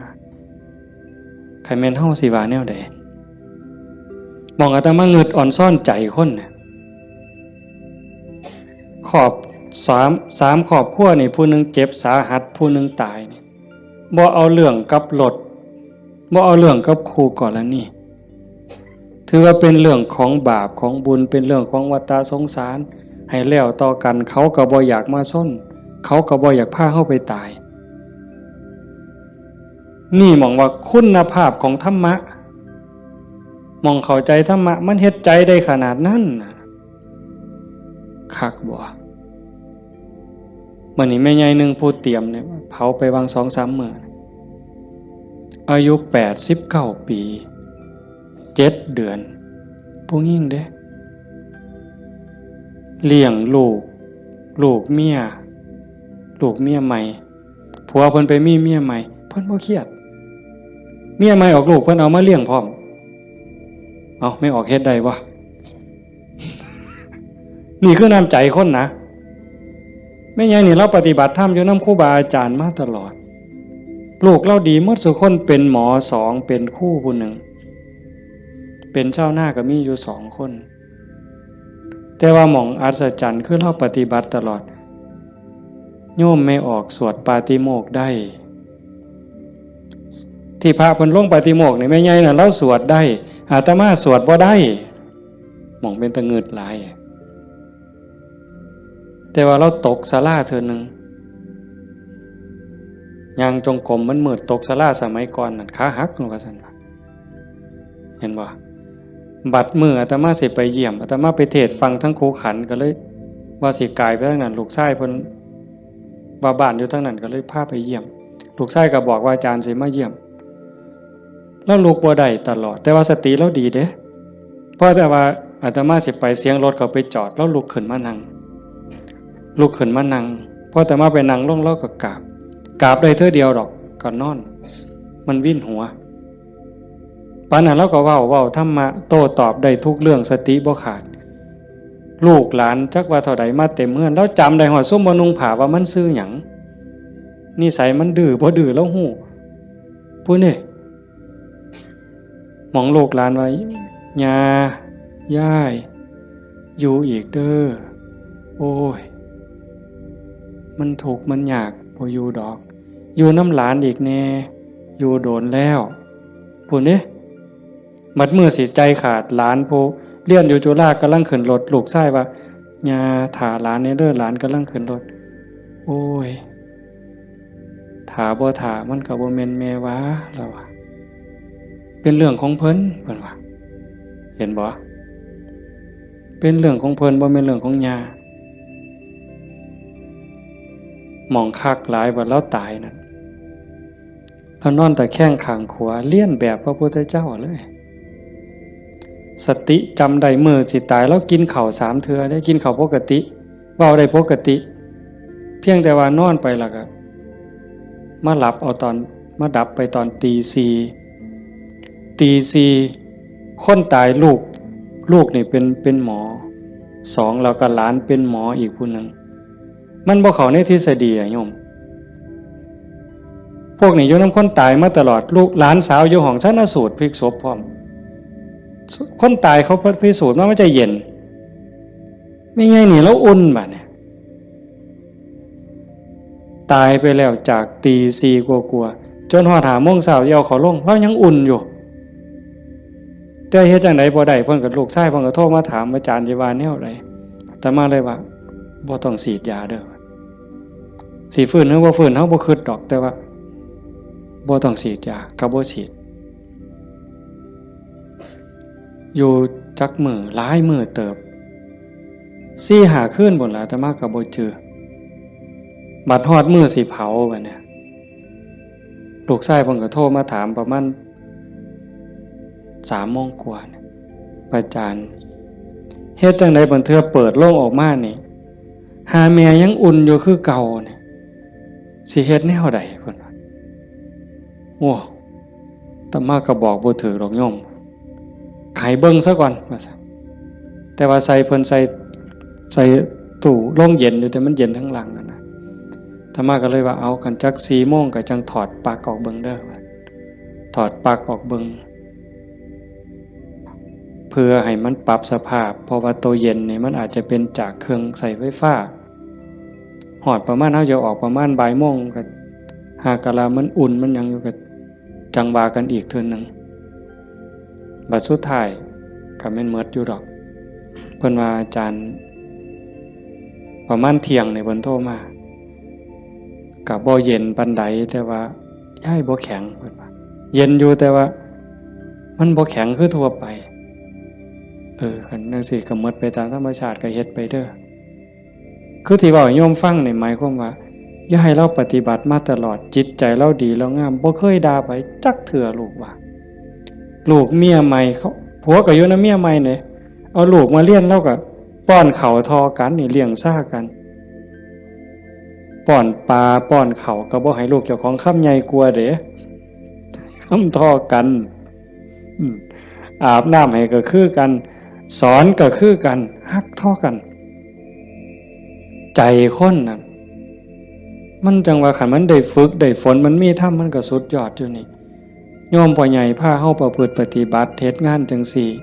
เฮามาประพฤติปฏิบัติสูงสุดก็เพื่อยกจิตยกใจเด้อสรุปตรงนี้เด้อบุญนั่นเป็นของตายจังได๋เฮาก็ได้เต็มที่อยู่แล้วแต่สิ่งสำคัญน่ะให้ยกจิตยกใจเจ้าของให้มันสูงขึ้นจากอำนาจของความโลภความโกรธความหลงความอิจฉาริษยาอาฆาตพยาบาทจองเวรน้อยเนื้อต่ำใจเฮาสิเอาชนะมันได้เฮาสิสูงขึ้นกว่าอำนาจของกิเลสได้ย้อนโยมสังเกตใจเจ้าของย่ามตาเห็นหูได้ยินจมูกได้กินลิ้นได้รสท่านเฝ้าไปเสื่อมันอย่าไปหักไปสร้างน้ำมันนิ่งแล้วสังเกตความรู้สึก สังเกตความคิดสังเกตความรู้สึกถ้ามันเอียงไปทั้งโลภหลายก็บอกว่าเจ้าของนั้นขี้โลภหลายอยู่ค่อยถอนออก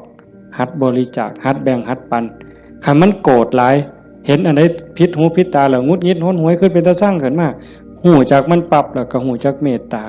เขาก็คือเฮานั่นล่ะเขาบ่ทันหูเขาจึงเป็นจังซั่นหูจักให้อภัยฝึกไปคอยยกระดับดวงจิตขึ้นมาให้เข้าใจว่าพระพุทธเจ้าบ่ได้สอนให้เฮาทุกข์พระพุทธศาสนาสอนให้เฮาพ้นทุกข์โกรธก็คือทุกข์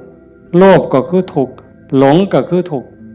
เป็นเหตุให้ทุกข์เฮาก็ต้องดับเหตุมันเฮ็ดให้จิตใจเป็นกลางๆฮักผู้อื่นคือฮักเจ้าของหวังดีต่อผู้อื่นคือหวังดีต่อเจ้าของนั่นจิตใจเฮาจะดีขึ้นงามขึ้นมื้อนี้สมควรแก่การเวลาใส่เวลามาหลายเติบชั่วโมงหนึ่งกับ40กว่านาทีเนาะสมควรแก่การเวลาท้ายที่สุดก็ขออนุโมทนาสาธุกับญาติโยมผู้เป็นเจ้าภาพผู้เป็นเจ้าของสถานที่และก็ญาติธรรมที่มาจากที่ไกลมาร่วมประพฤติปฏิบัติบำเพ็ญบุญบำเพ็ญกุศล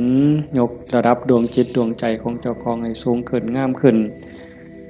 ท้ายที่สุดก็ขออาราธนาอ้างอิงเอาอำนาจแห่งคุณพระศรีรัตนตรัยคุณของพระพุทธเจ้าพระธรรมพระสงฆ์และอำนาจแห่งบุญกุศลคุณงามความดีที่มีทั้งหมดทั้งมวลในสากลและจักรวาลจงหลอมร่วมเป็นตบะเป็นเดชะเป็นพลวะปัจจัยอำนวยหนุนส่งให้ญาติโยมสุขสุขคนจงเป็นผู้แกล้วกล้าอาจหาญร่าเริงในการสร้างบุญสร้างกุศลสร้างคุณงามความดีให้ยิ่งขึ้นไปให้เป็นผู้เจริญงอกงามในจตุรพิธพรชัยคืออายุวรรณะสุขภาละปฏิภาณธรรมสารสมบัติให้เป็นผู้มีสัมมาทิฏฐิมีโอกาสประพฤติธรรมปฏิบัติธรรมให้ได้เข้าถึงธรรมที่บ่ทันได้เข้าถึงได้หูแจ้งธรรมที่บ่ทันได้หูแจ้งจนสามารถนำตนให้พ้นทุกข์ปรารถนาสิ่งหนึ่งประการใดหากเป็นไปโดยชอบประกอบโดยธรรมก็ขอให้ความหวังความปรารถนานั้นจงสำเร็จทุกๆประการมีความสุขกายสุขใจโดยทั่วกันทุกท่านทุกคนเทอญ